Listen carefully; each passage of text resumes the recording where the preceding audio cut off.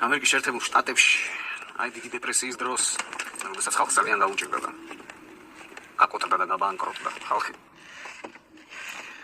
ქალებმა დაიწყეს ფქვილის ტომრებისგან თავიანთი შვილებისთვის კაბების და შარულების შეკერვა.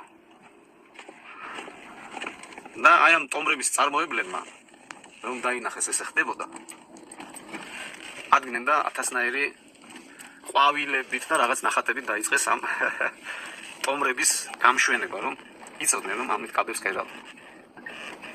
სახელმწიფოებრივი აზროვნება, ადამიანობა და ემპათიურობა და ადამიანის ღვთაებრივი ბუნება ჩანს ზუსტად აი ესეთ საქციელში.